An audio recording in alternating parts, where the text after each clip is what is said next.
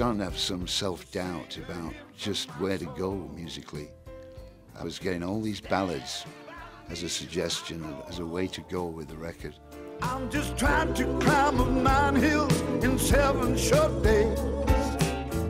Sing a hymn from my soul. I was on tour in 2005, and I remember being backstage, and Chris Briggs came in and said, you know, I'd love to hook you up with a guy called Ethan Johns. And he mentioned he was the son of Glyn Johns, who'd worked with me many years ago in 1970 on engineering Mad Dogs and Englishmen.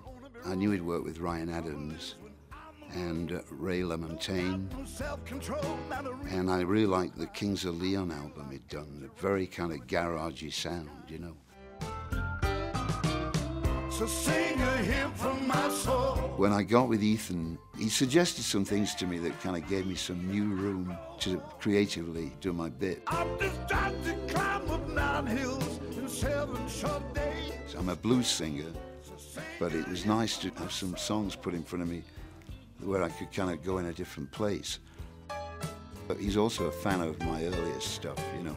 So he was trying to get some different shades, trying to make a record as a record rather than a series of singles, you know. I recorded everything on this album, singing live with the band, with all the musicians live in the studio. It was fascinating to just get these pure sounds again. Trying to climb up 9 hills in 7 short days.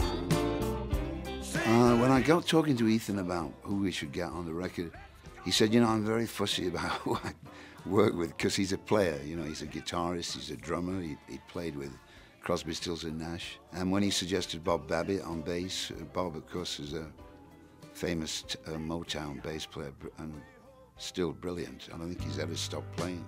On drums, for some tracks, we used Jim Keltner, who I've recorded with, you know, since 1970 with Mad Dogs and Englishmen.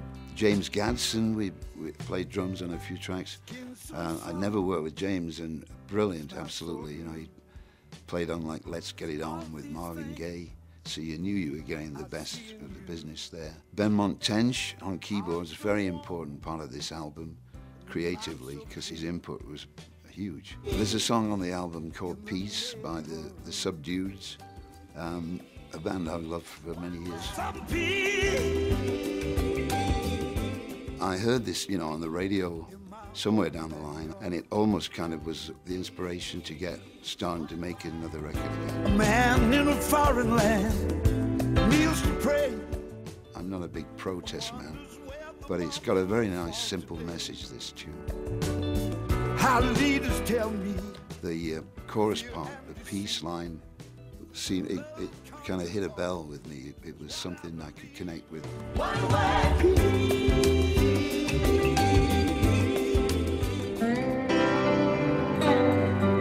Long as I can see the light.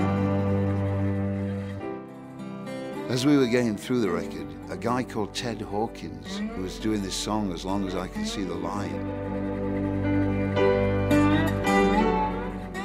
And Greg Lease, a brilliant Nashville steel player, actually played on the original. So we got him to play on our version, and he put a darker kind of mood on it.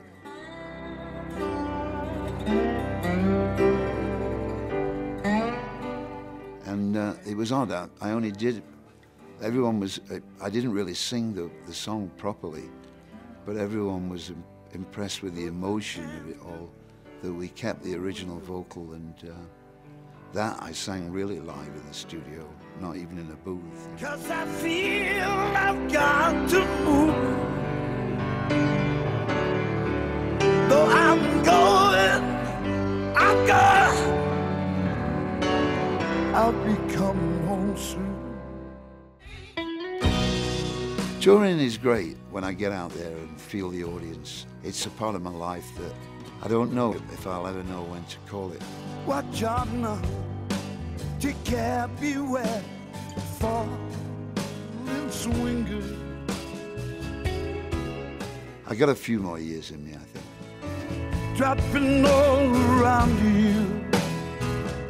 I'm out here with the dogs, and I grow tomatoes, and you know, it's country life is what it is, and I find it quite suitable so that when I do finally call it quits, you know, I will have no problem finding a hobby.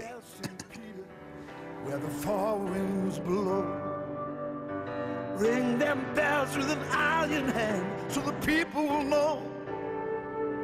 Oh, it's Russia now on the wheel and the plow, and the sun is going down upon the sacred cow.